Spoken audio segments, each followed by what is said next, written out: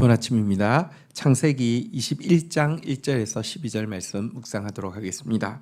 1절 여호와께서 말씀하신 대로 사라를 돌아보셨고 여호와께서 말씀하신 대로 사라에게 행하셨으므로 2절 사라가 임신하고 하나님이 말씀하신 시기가 되어 노년의 아브라함에게 아들을 낳으니 3절 아브라함이 그에게 태어난 아들 곧 사라가 자기에게 낳은 아들의 이름을 이삭이라 하였고 4절 그 아들 이삭이 난 지 8일 만에 그가 하나님이 명령하신 대로 할례를 행하였더라.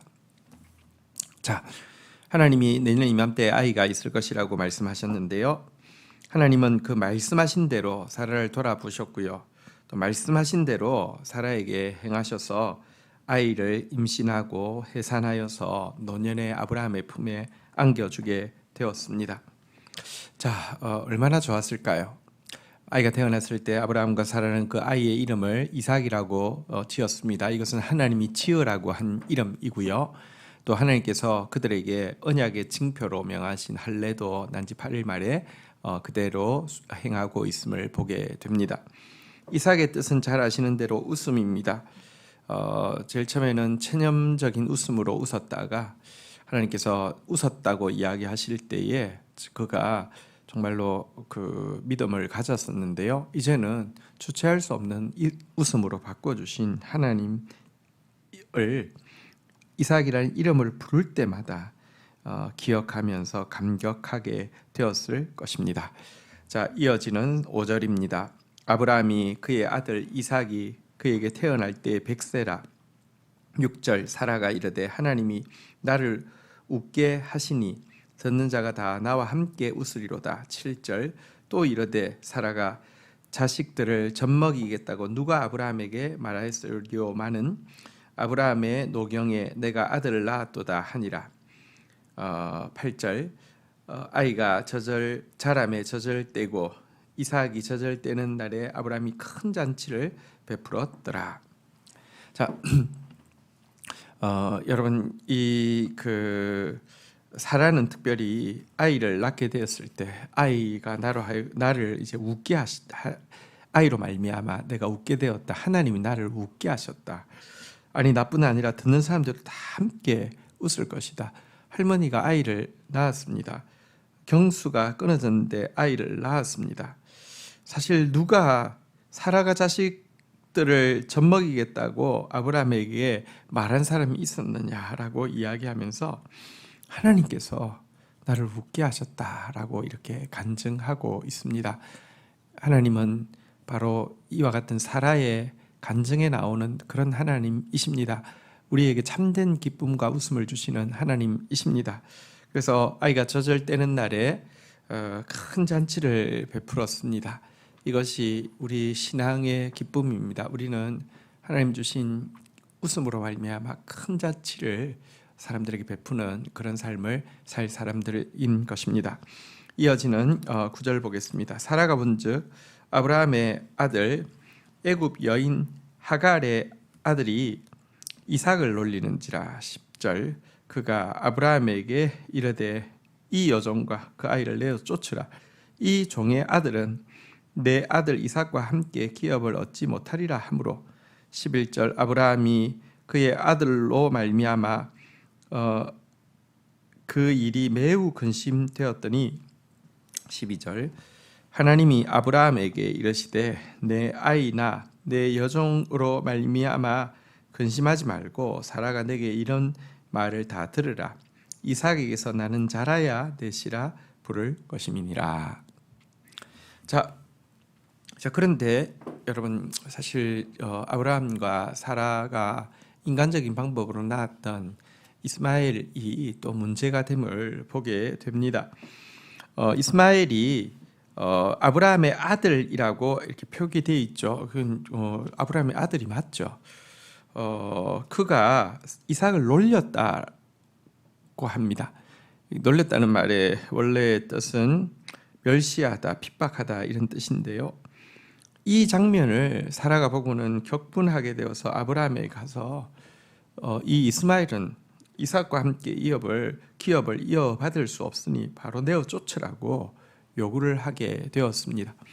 인간적으로 하갈을 아브라함에게 주면서 자녀를 낳게 한 것이 사라이지만 또 가장 모질게 이렇게 이제 핍박하는 사람이 또 사라가 된 것을 보십시오. 인간의 호의와 선의가 여러분 계속되어질 수도 없고요. 인간적인 방법으로 이렇게 내가 잘해주면 또 그 상대방도 잘해줘서 이 관계가 유지될 거다 그렇게 생각하지 마십시오. 아파도 하나님의 방법대로 하는 것이 두고두고 유익이 되어지고 서로에게 축복이 되어진다는 사실을 잊어서는 안 될 것입니다. 그러나 어쨌든 이 일로 인하여서 아브라함은 고민하고 근심할 수밖에 없었을 것입니다. 여러분 당시 법에는요, 주인이 종에게서 낳은 아이도 여종에게서 낳은 아이도 자식이 맞습니다. 그런데 여러분 아브라함은 또 그 하나님께 이전에 그런 말도 했잖아요. 이스마엘이나 주 앞에서 이렇게 잘 살기를 원합니다. 이렇게 이야기할 정도로 어쨌든 그에게서 태어난 첫 아이 이스마엘에 대한 애정도 깊었던 것 같습니다. 자, 그런데 여러분 아내는 지금 강경하게 쫓아내라고 요구하고 또 당시 쫓아내면 죽을 확률이 얼마나 많은 사회였습니까? 이게 뭐 척박한 곳에 살고 있는데요. 참 위험한 상황이기 때문에 고민을 많이 할 수밖에 없었을 것입니다. 하지만 그때 하나님께서 분명히 말씀하셨습니다. 이삭에게서 나는 자라야 너 씨라고 불릴 것이다 라고 이야기하면서 사라 말을 들으라고 하나님께서 말씀하셨습니다. 그래서 또 아브라함은 인간적으로는 너무 괴롭지만 하갈과 이스마엘을 그 다음날 아침 일찍 내보내고 있음을 보게 됩니다. 이삭과 이스마엘은 사실은 굉장히 중요한 상징을 가지고 있습니다. 이삭은 혈통으로나 육적으로나 사람의 뜻으로 말미암아 난 아이를 상징한다고 이야기하면 이삭은 하나님의 뜻으로 말미암아 난 아이를 이야기합니다. 그런데 진짜 하나님의 자녀가 되는 권세는 이삭에게 있지 이스마엘에게 있지 않다는 것입니다.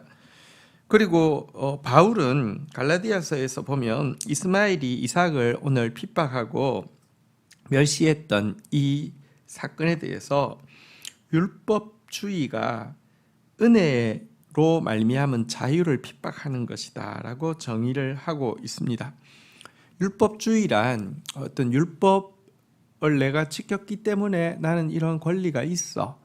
나는 아브라함에게서 태어났기 때문에 나는 아브라함의 자손이고 나는 그래서 천국을 당연히 가고 이런 이제 율법으로 말미암은 공로를 내세우는 것을 율법주의라고 합니다.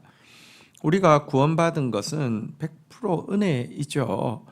여러분 이삭이 태어난 것도 우리가 앞에서 내용을 살펴보았지만 아브라함이 성결해서 사라가 믿음이 커서 그들이 정말 완벽해서 태어난 전혀 그렇지 않지 않습니까?